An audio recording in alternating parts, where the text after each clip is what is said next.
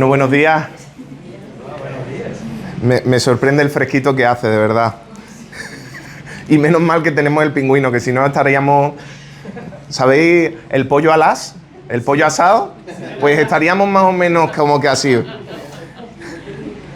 Bueno, la semana pasada vimos la defensa de Esteban ante el concilio, ante el Sanedrín, y fue interesante porque Esteban no contesta simplemente diciendo no soy culpable de lo que me están diciendo, sino que empieza a dar como una clase de historia, ¿vale? Del pueblo judío, y empieza hablando desde Abraham, ¿no? Pero antes de nada vamos a ver el recorrido que vamos a ver. Hoy vamos a ver 7 del 20 al 40, ¿vale? Estamos en la serie de Hechos, pero dentro de la serie de Hechos tenemos una miniserie que es Esteban lleno de la gracia de Dios. Y esta es la parte 3. Os avanzo que hay 4 partes, ¿vale? La siguiente ya es la cuarta. Ahí Esteban termina su discurso y pasa algo. Pero no lo vamos a saber hasta que toque la siguiente predicación, o hasta que vosotros en vuestra casa empecéis a leer el libro del Hecho y vosotros por vuestra cuenta lo sepáis. Pero vamos a ir por paso. Vamos a repasar, porque en el capítulo 7, del 1 al 19, Esteban comienza su defensa abarcando desde Abraham hasta José. Pasa por los patriarcas y llega a José y cuenta la historia de José. Y vemos cómo lo hace resumidamente. Pero no es una simple historia como podemos encontrar en los libros académicos, sino que vemos que es un relato histórico teológico. Esteban está dando una interpretación de lo que pasó en el pueblo de Israel. Entonces, vemos como aquí Esteban da su discurso y ahora estamos aquí en 7 del 20 al 40. Y vamos a leerlo, ¿vale? Vamos a leerlo poquito a poco. Y continúa Esteban hablando sobre ahora Moisés. Ahora ya hemos pasado Abraham, José, Moisés. Nos estamos ubicando ahí en esa línea del tiempo. Y tenemos español, inglés y chino, ¿vale? Así que nadie se quede sin escuchar la palabra del Señor. Y dice, en aquel tiempo nació Moisés y fue agradable a los ojos de Dios. Por 3 meses se crió en la casa de su padre. Y al quedar abandonado, la hija del faraón lo adoptó y lo crió como a su propio hijo. Así Moisés fue instruido en toda la sabiduría de los egipcios y era poderoso en palabra y en obra. Antes de explicar este pasaje hay que recordar que Esteban estaba explicando por qué está pasando esta situación con Moisés. ¿Por qué ahora va a criarse en la casa de Faraón? Y es que el faraón que estaba en aquel entonces, dice el pasaje, Esteban dice que no se acordaba de José. O sea, no sabía quién era José. Entonces no sabía de dónde venía el pueblo judío y por qué el pueblo judío estaba en Egipto. Porque recordamos que la familia de José se mudan a Egipto porque hay un hambre y sabemos que entregaron a José, sus hermanos, los patriarcas entregaron a José. Era algo loco que estaba explicando Esteban. Y ahora está explicando cómo sucedió eso de que Moisés llegase a criarse en la casa de Faraón. Y para ello vamos a ver, esta vez a ver si se ve un poquito más grande. ¿Desde el fondo se ve bien? ¿Más o menos? Más o menos. Vale, si no, en YouTube va a estar en grande, así que se va a poder ver bien. Aquí está la explicación que yo voy a dar en inglés y aquí en chino. Y lo he dividido en partes más pequeñas para que se pueda leer un poquito mejor, aunque sea un poquito mejor. Vale, tras Abraham, Jacob y los patriarcas, Esteban ahora continúa con Moisés. Y todo esto sucede en Éxodo 2, ¿vale? Aquí nos está contando la historia de Moisés, de que fue agradable a los ojos de Dios. Y esto tiene 2 posibles interpretaciones.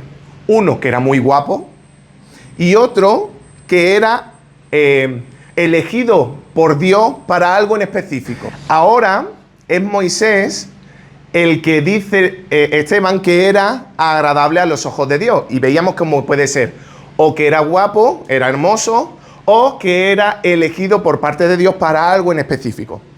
¿Y con cuál me quedo yo? Me preguntaréis. Pues con las dos. Porque si nos vamos a Éxodo 2:2, nos dice la palabra del Señor que su madre lo vio muy hermoso. Y me podría decir, sí, Isa, pero las madres siempre nos ven guapos. Pero vamos a creer lo que dice la palabra del Señor, ¿vale? Vamos a decir que Moisés realmente era muy guapo cuando nació. Pero también vemos como a lo largo del Éxodo, Dios escoge a Moisés para un propósito en concreto: liberar a su pueblo. Me valen las dos interpretaciones, nos quedamos todos tranquilos. Y dice que por 3 meses se crió en la casa de su padre. Durante 3 meses, hasta que el edicto del faraón para que erradicase con las nuevas generaciones judías, pues ellos lo que hacían era, en este caso de Moisés, lo pusieron en el río. Pero ¿qué es lo que pasó? Que al quedar abandonado, llegó a la hija del faraón, la cual lo adoptó y lo crió como a su propio hijo. Si vemos en Éxodo, vemos cómo aparece de repente la hermana de Moisés y le dice que puede encontrar a una mujer que le dé de mamar al niño hasta que pueda comer otro tipo de alimento, y resultaba que era la madre misma de Moisés, y después durante ese tiempo, pero Esteban lo resume todo y dice que la hija del faraón lo adoptó y lo crió como a su propio hijo. Ahora bien, esto es interesante. El que va a ser el liberador del pueblo de Israel se cría en la casa del enemigo. Así, Moisés fue instruido en toda la sabiduría de los egipcios y era poderoso en palabra y en obra. Esto no es solo porque la gracia de Dios se lo ha dado, sino porque también ha estado en un sitio, porque si estudiamos la historia, los egipcios tenían un coquito impresionante. No solo a nivel escritura, porque después de tantos siglos todavía estamos interpretando las escrituras que tenían los egipcios. También la arquitectura que ellos tenían. Ellos también tenían una cosmología, estaban estudiando el cosmos. Era impresionante la sabiduría que tenían los egipcios. Pues toda esa sabiduría fue instruida a Moisés. En otras palabras, el elegido de Dios para liberar a su pueblo había sido criado en manos paganas. ¿Nos puede sonar esto a algo? Nos suena al Logos creador que deja su gloria y viene para que lo críen unos seres humanos. Alguien que no merecía tener ese regalo. Pero no vamos a adelantarnos, vamos a seguir adelante. Y de manera resumida, Esteban nos cuenta cómo llegó el famoso, el reconocido Moisés, que en la época de Esteban todo el mundo veneraba a Moisés porque era la representación misma de la ley de Dios. Porque a través de él la ley de Dios había llegado a su pueblo. Pero aun siendo israelita, toda su crianza fue pagana. Bueno, ya la habías dado. Eso, genial, me gusta la... Si ves que se me pasa, tú le das. Muy bien. Es paradójico, pero vamos a seguir leyendo. Y dice... Perdón. Dale tú. Ahí está. 23 y 24 dice: cuando cumplió 40 años, Moisés tuvo el deseo de visitar a sus hermanos israelitas. Al ver que un egipcio maltrataba a uno de ellos, acudió en su defensa y lo vengó matando al egipcio. Aunque el relato de Éxodo 2 es más amplio y nos cuenta muchas más cosas, no menciona la edad como tal de Moisés. Y esto vamos a explicarlo. En Éxodo nos dice que era mayor de edad y punto. Pero mayor de edad puede ser 18, en nuestra cultura puede ser 18, 20, 34, 72. Eres mayor de edad. Pero Esteban sí que da una cifra concreta que son 40 años. Esto vamos a explicarlo. Dice 40 años porque la tradición judía decía que la vida de Moisés se dividía en 3 bloques, en 3 bloques de 40 años. 40 años, estos primeros que nos dice Esteban, criándose en la casa de Faraón. Y a partir de aquí nos dice que cuando cumplió los 40 años, que ya se ha criado en la casa de Faraón, Moisés tuvo el deseo de visitar a sus hermanos israelitas. Aquí comienza el segundo bloque de la vida de Moisés. Gracias. Aquí empieza la segunda etapa, que es ya con un interés por sus raíces, un interés por la sangre que corre en sus venas, un interés por su pasado, pero también por su futuro, por su pueblo. Y al ver que un egipcio maltrataba a uno de ellos, acudió en su defensa y lo vengó matando al egipcio. Aquí Esteban es muy bueno y recorta el momento en que Moisés mató a ese egipcio. Pero en Éxodo vemos cómo Moisés hace así. Mira a un lado, mira el otro, ve que no hay nadie detrás y entonces lo mata.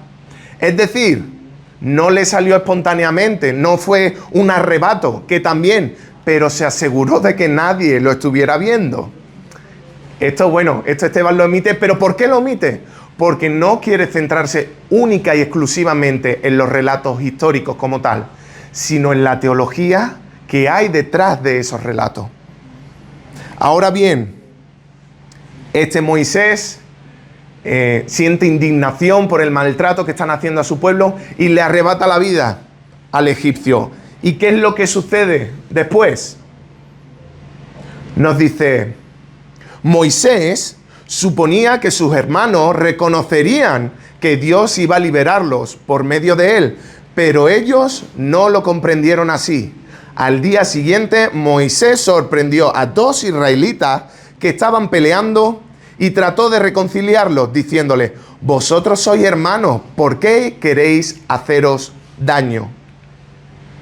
Aunque Éxodo 2 no dice explícitamente que Moisés pensase así, pero Esteban está interpretando, porque no tendría sentido que Moisés actuara de esa manera, intentando intervenir con su pueblo o intentando que dejasen de maltratar a su pueblo, si no sintiese parte del llamado de Dios para su vida, aunque en ese momento no era consciente. Si vemos Éxodo, Moisés no es consciente hasta que se presenta delante de la zarza, pero Esteban está interpretando desde antes que él ya había sido llamado para un propósito. En Éxodo 2 no nos explica, pero por qué si no habría intervenido ante el maltrato del egipcio al hebreo. Incluso por qué habría intervenido entre los 2 hebreos, entre los 2 israelitas. Esteban ya nos ha dado antes una prefigura de Cristo. ¿Con quién? Con José. Y ahora nos está dando otra prefigura de Cristo con Moisés.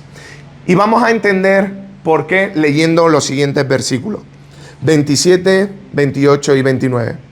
Pero el que estaba maltratando al otro empujó a Moisés y le dijo, ¿y quién te nombró a ti gobernante y juez sobre nosotros? ¿Acaso quieres matarme a mí como mataste ayer al egipcio? Al oír esto, Moisés huyó a Madián y allí vivió como extranjero y tuvo 2 hijos. Duras palabras de parte de tu propio pueblo. Sí, Jesús se había criado en casa de Faraón, pero ahora estaba buscando a su pueblo para estar con ellos, para defenderlo, para darle dignidad a su pueblo. Pero su propio pueblo, este judío concretamente, le está apartando, le está empujando y le está diciendo, ¿y quién te nombró a ti gobernante y juez sobre nosotros? ¿No vemos esa prefigura de Cristo? Cuando a Jesús lo rechazaron los que eran propios de su sangre, de su pueblo, de donde se había criado, lo estaban rechazando. Y todo esto Esteban lo está utilizando para encaminarlo hacia un punto en concreto. De nuevo, las intenciones de Esteban con su recorrido histórico y teológico del pueblo de Dios. Tras este suceso, para evitar que lo matasen, Moisés huye a Madián. Y esto nos lo resume muy rápido, porque Esteban simplemente nos dice que al oír esto Moisés huyó a Madián y allí vivió como extranjero y tuvo 2 hijos. Pero no nos dice qué estaba haciendo. Y la historia del Éxodo es impresionante, porque vemos que Moisés realmente era valiente. Porque las hijas del sacerdote de Madián siempre tardaban tiempo en recoger agua y llevar a las ovejas, para llevárselas a las ovejas, porque los pastores de alrededor se lo impedían. Pero nos cuenta el Éxodo que Moisés ayudó a esas mujeres y nos habla de pastores en plural. Imagínate ya que fuesen 2 contra 1. Ya sería algo en desventaja, pero podrían ser 3, 4, 5, 6 pastores, no lo sabemos. Lo que sabemos por las escrituras es que Moisés defendió a esas mujeres y permitió que pudiesen recoger el agua tranquilamente. Los pastores llevarían su cayado, aparte de sus ovejas. El pastor no le va a decir a las ovejas, ¡atacad! Pero por lo menos con el garrote sí que le podría dar a Moisés. Pero aún así defendió. Y entonces eso llegó a oídos del sacerdote de Madián. ¿Y quién era ese sacerdote? Se nos nombra al principio como Reuel, pero quizás ese nombre es como medio extraño. Pero después nos da otro que es Jetro. Jetro no suena más, ¿verdad? Jetro, ¿el padre de quién?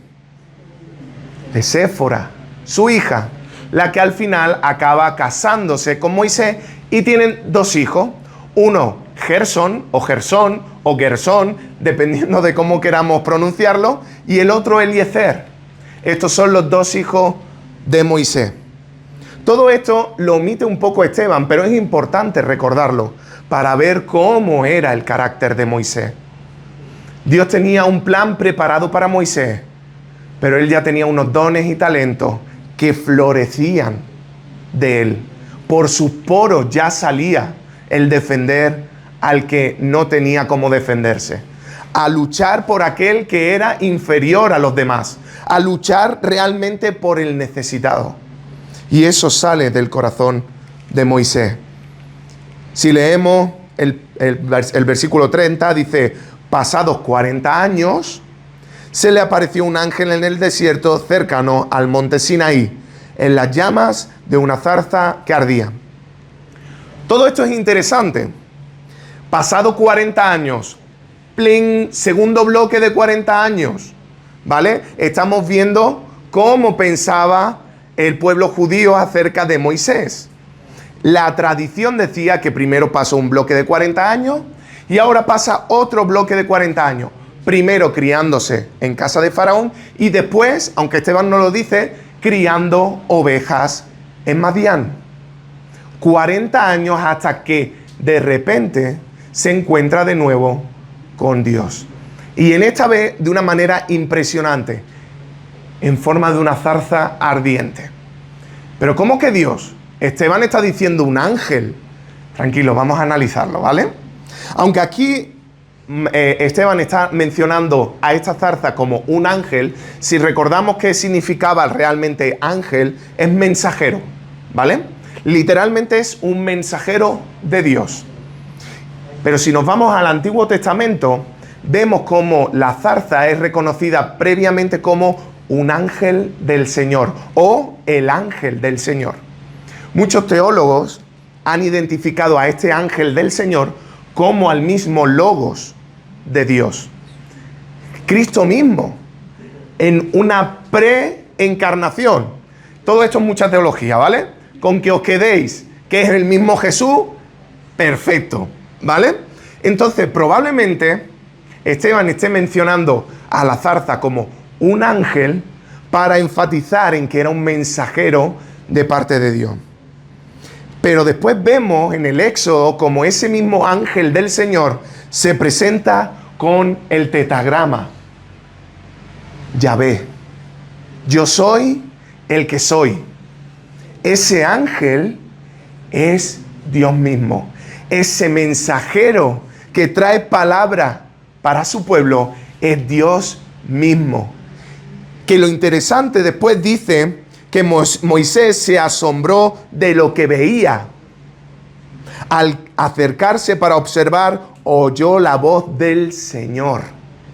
Yo soy el Dios de tus antepasados, el Dios de Abraham, de Isaac y de Jacob. Moisés se puso a temblar de miedo y no se atrevía a mirar. Esteban muy sutilmente está diciendo que era un ángel, un mensajero de Dios, pero que después ese ángel es Dios mismo. ¿Por qué está haciendo eso Esteban? Porque está apuntando de nuevo a Cristo. El mensajero de Dios, la palabra de Dios, se encarnó y se hizo hombre. Y Él se presentó representando a Dios mismo y cumpliendo la ley que nadie más podía cumplir a la perfección. Y luego Él se muestra como el Dios creador, el Dios que ha dejado su gloria para estar entre nosotros, para darnos salvación. Todo esto Esteban está apuntando a Cristo. En todo momento, aunque estemos viendo el Antiguo Testamento, Esteban está apuntando hacia la revelación máxima de Dios. Dios encarnado hecho hombre. Dios entre nosotros. Emmanuel, entregando su vida por amor a nosotros. Todo esto ocurre en Éxodo 3. Y yo me he puesto hay algunos que dicen filosofear. Pues yo me puse a teologizar, ¿vale? Y me puse a pensar y dije, si Esteban está diciendo que es simplemente un mensajero, pero después revela que es Dios mismo, me hace recordar a Juan 1, cuando está diciendo que en el principio era la palabra. Y es como metáforas, entendedme metáfora, ¿vale? De dialécticas. Mensajero que transmite, ¿qué? Una palabra. Y por otra parte, la misma palabra que estaba en el principio. Y uniendo la palabra de Dios con el mensaje, dándonos cuenta que es el mismo Jesús, el mismo logo creador que estaba en la zarza, pero que también fue crucificado por aquellos que está siendo juzgado Esteban, por el concilio, por el Sanedrín. Todo esto no es, aquí lo explico bien, ¿vale? This is not literally, ¿vale? Esto no aparece en la Biblia, pero entendemos que si hace referencia al ángel del Señor, que en la misma palabra de Dios vemos que el Logos creador, la palabra de Dios estaba en el principio y era Dios mismo, un concepto con otro se unen y podemos entender mejor la naturaleza del Hijo, porque es quien trae el mensaje de Dios a la humanidad. Es Él mismo, Dios mismo, que se encarna para que podamos entender cómo es Dios, cómo es su carácter, cómo es su forma de actuar, cómo es su amor hacia la humanidad.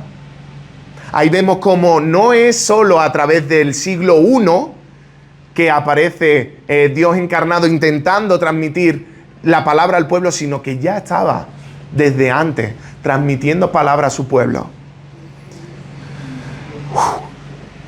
A mí me impresiona. No sé, a vosotros, a lo mejor vosotros pensáis, madre mía, qué vuelta está dando para 2 versículos, pero estoy seguro que algunos también estáis dando vuelta y diciendo, realmente Jesús es más de lo que el concilio se cree que era. Si seguimos leyendo, le dice, le dijo el Señor, quítate las sandalias, porque estás pisando tierra santa. Ciertamente he visto la opresión que sufre mi pueblo en Egipto.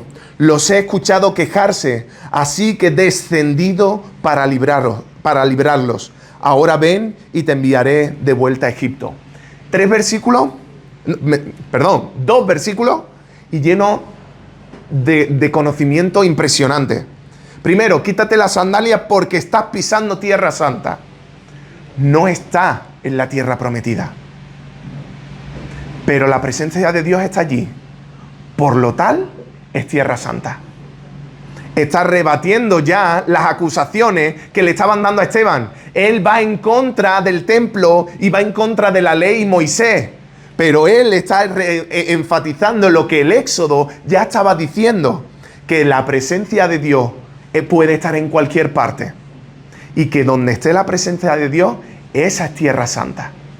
Da igual si está en la tierra prometida, da igual si está en el tabernáculo, da igual si está en el templo. Lo importante es que donde está la presencia de Dios, eso es tierra santa.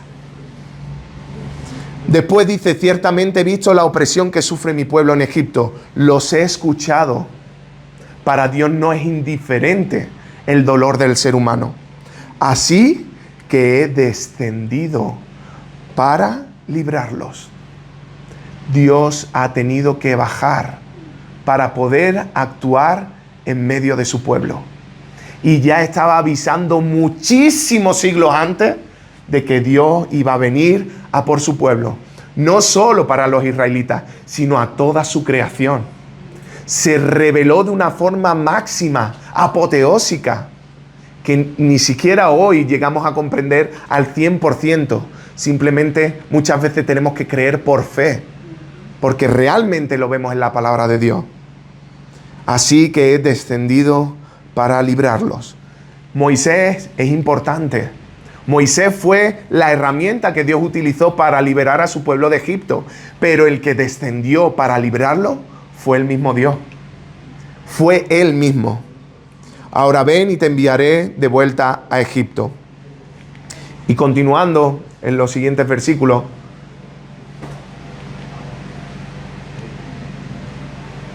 ...35... dice, a este Moisés, a quien habían rechazado diciéndole, ¿y quién te nombró gobernante y juez?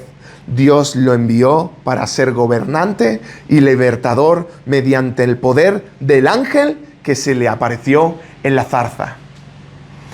De nuevo vemos a Cristo reflejado en la vida de Moisés, apuntando hacia lo que pasaría siglos después. Aquel que fue rechazado era el que traería la salvación a su pueblo. Aquel que su propio pueblo decía, ¿tú quién eres para intervenir de esa manera? Quítate de en medio, empujándolo. Le pasó a Moisés, le pasa a Jesús. ¿Por qué estás diciendo todo esto? Lo veremos la semana que viene, pero ya os voy dando un adelanto. Les va a acusar de que el concilio ha hecho lo mismo que estaban haciendo el pueblo de Israel con Moisés. Pero lo vamos a dejar ahí, no vamos a adelantar demasiado. Ahora Esteban vuelve a mostrar a Cristo como a Moisés como prefigura de Cristo.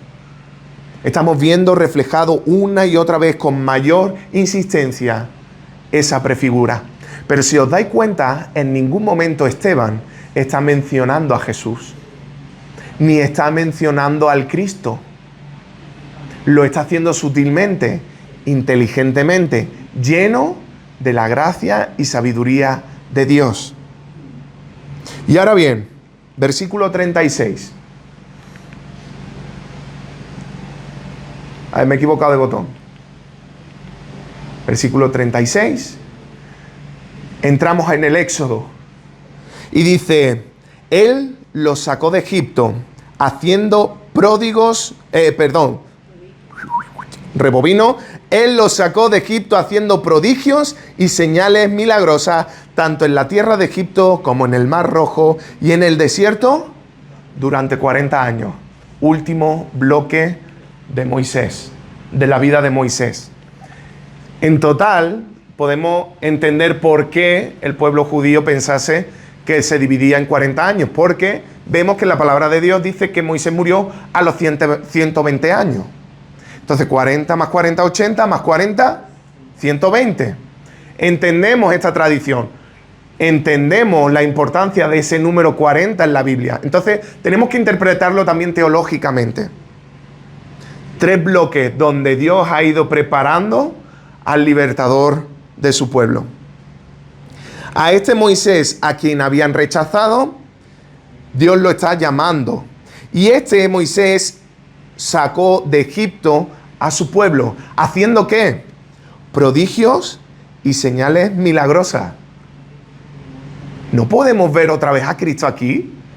Es impresionante cómo el Antiguo Testamento está lleno de la presencia del Logos creador, de Cristo, del Mesías, del que iba a rescatar a su pueblo. Pasamos al versículo 37. Después de esos 3 bloques, este Moisés dijo a los israelitas, Dios hará surgir para vosotros de entre vuestros propios hermanos un profeta como yo. Ahora de repente Esteban abre un paréntesis, porque deja Éxodo un poco atrás y se va a Deuteronomio. Y abre ese paréntesis, Deuteronomio 18, del 14 al 22. Si queréis, podéis leerlo, es bastante extenso, pero Esteban lo está resumiendo en un versículo. Dios hará surgir para vosotros, de entre vuestros propios hermanos, un profeta como yo. ¿Quién es ese profeta? Esto tiene dos sentidos. Uno inmediato, que son todos los profetas que hubo en el pueblo de Israel, porque si nos fijamos en Deuteronomio 18, en los últimos versículos nos dice que hay que identificar los falsos profetas. ¿Que cómo lo identificarían? Pues que no se cumple lo que están diciendo. Pero eso no apunta tanto a Cristo, ¿no? Pero sí apunta a los profetas que tuvo el pueblo desde ese momento hasta la venida de Jesús. Por otra parte, también tiene una perspectiva mesiánica, profética, de futuro. Aquel Mesías que iba a liberar al pueblo de Israel. Tiene esa doble vertiente. Por eso dice que Dios hará surgir para vosotros de entre vuestros propios hermanos un profeta como yo. Prefigura de Cristo hasta que llegue la completa figura de Cristo. Este pasaje tiene un sentido inmediato, ¿vale? Y mesiánico. Aquí la explicación, ¿vale? Para que podáis tenerlo también. Esteban sabe que ese profeta y Cristo del que habló Moisés era aquel Jesús de Nazaret que despreciaba el concilio, que despreciaba el propio pueblo, que despreciaba el Sanedrín. Y ahora bien, Esteban continúa diciendo lo siguiente. Y dice en el versículo 38 en adelante: este mismo Moisés estuvo en la asamblea en el desierto, con el ángel que le habló en el monte Sinaí, y con nuestros antepasados. Fue también él quien recibió palabras de vida para comunicárnoslas a nosotros. Cierra el paréntesis de antes de Deuteronomio y está explicando todo lo que hizo Moisés y por qué Moisés es tan reconocido en el pueblo judío. Pero en otras palabras Esteban está diciendo: aun siendo tan importante Moisés, el que tenía que venir es mayor que Moisés. Pero no lo está diciendo de esa manera, lo está dejando caer. Este Moisés que le tenían en alta estima y fue venerado, que lo sacó de Egipto, que estuvo en presencia del ángel del Señor y que estaba recibiendo las leyes de Dios, lo rechazó el mismo pueblo que estuvo, con ellos, pidiendo dioses que fueron delante de ellos y volver a Egipto. Y eso lo vemos en los siguientes versículos. Nuestros antepasados no quisieron obedecerlo, sino que lo rechazaron. Lo que realmente deseaban era volver a Egipto, por lo cual le dijeron a Aarón: tienes que hacernos dioses que vayan delante de nosotros, porque ese Moisés que nos sacó de Egipto no sabemos qué pudo haberle pasado. Ese no es casualidad. Ese Moisés que nos sacó de Egipto, no sabemos qué pudo haberle pasado. Están en el monte, Dios revelándole la ley, y está el pueblo desesperado, que quiere volver a Egipto, que quiere dioses nuevos. Realmente quieren algo que ellos quieren, no lo que Dios quiere. Ese Moisés, ese Jesús de Nazaret. Vemos que Esteban está enfatizando que están volviendo a repetir la historia. Vuelven a repetir el rechazo por los enviados de Dios, por los mensajeros de Dios a su pueblo. Pero es que lo interesante es que en este caso, en el caso que Esteban está defendiendo, no están rechazando a cualquier profeta. No están rechazando simplemente al Mesías esperado. Están rechazando a Dios mismo. Pero es que si analizamos, antes también estaban rechazando a Dios mismo, buscando dioses ajenos, porque no les gustaba cómo estaban pasando las cosas. Vimos la semana pasada, voy a poner la explicación ahí. Vimos la semana pasada que Esteban muestra que Dios nunca ha estado limitado a 4 paredes, a un templo. Entendemos la importancia que tuvo el templo, lo entendemos, pero Dios no estaba limitado al templo. Dios llamó a Abraham en Mesopotamia, versículo 2, lo vimos en Hechos 7. Estuvo con José en Egipto, versículos 9 y 10. Incluso hoy vemos que Moisés en el desierto, Dios se presentó en forma de zarza y que como la presencia de Dios estaba allí, eso era tierra santa. Versículos 30 al 34. Y por otra parte, ante las acusaciones de ir contra la ley Moisés, nos estamos dando cuenta que Esteban está halagando a Moisés. No va en contra de Moisés, no va en contra de la ley, pero sí que está interpretando lo que la Biblia dice con las gafas mesiánicas, las gafas del Cristo. Esteban está interpretando el Antiguo Testamento con respecto al Mesías que debía de venir.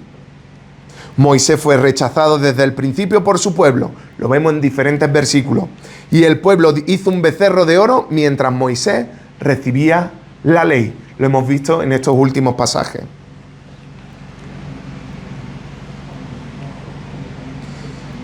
Esteban no está solo contando historia. Esteban está interpretando la historia. Esteban está dando luz donde hay oscuridad, donde hay ceguera. Vosotros pensáis que el Mesías tiene que ser un guerrero, un luchador, un devastador, aquel que derrote a cualquier pueblo que va en contra del de Dios. Pero no, el Cristo verdadero es el que viene con paz, el que viene a quitar la guerra con paz, el que viene a liberar sin violencia, porque Cristo liberó a su pueblo muriendo en la cruz. ¿Se puede ser más pacífico que eso? ¿Se puede ser más pacífico que un cordero que no abre su boca y que lo están matando? ¿Se puede ser más pacífico que eso? Cristo es el verdadero liberador del pueblo. No solo vino a librar a su pueblo, sino a toda la humanidad. ¿Y de qué vino? ¿A qué vino a liberarnos? En el caso de Moisés, del faraón, de Egipto, de la esclavitud.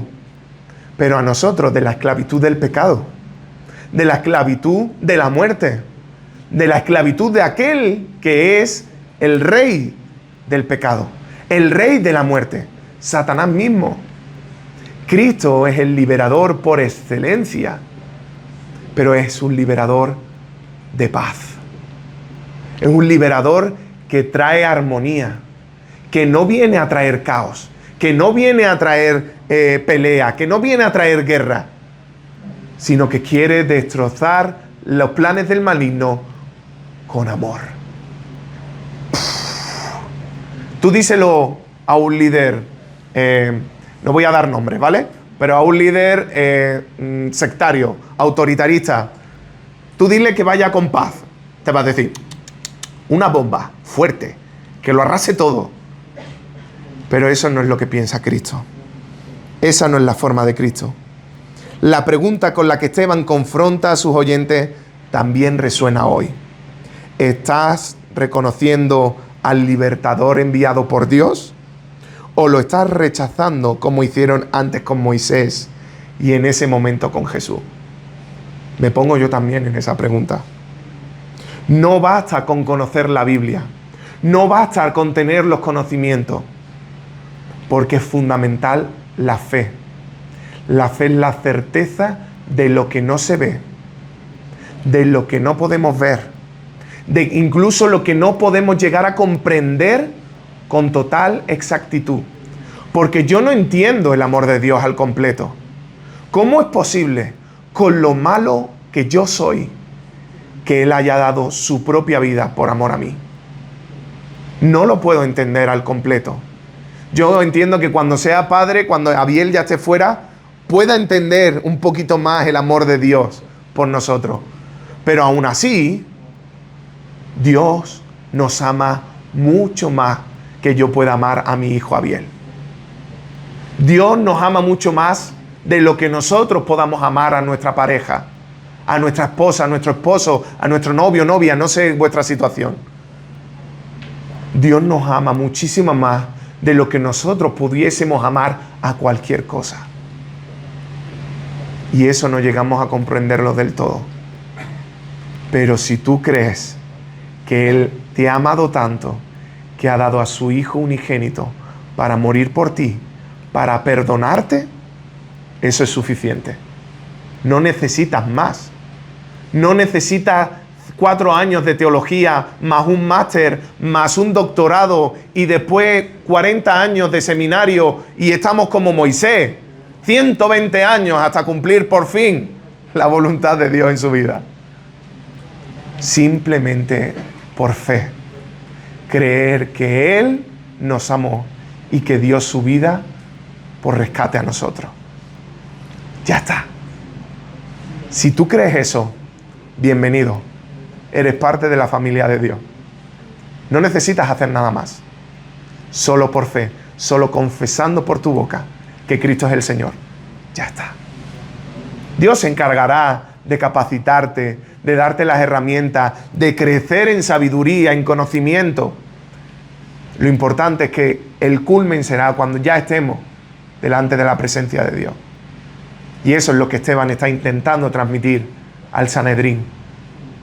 Que no vale para nada tanta historia, tanto conocimiento, si no sabemos interpretarla, si no sabemos descansar en aquel que ha dado su vida por nosotros. Amén.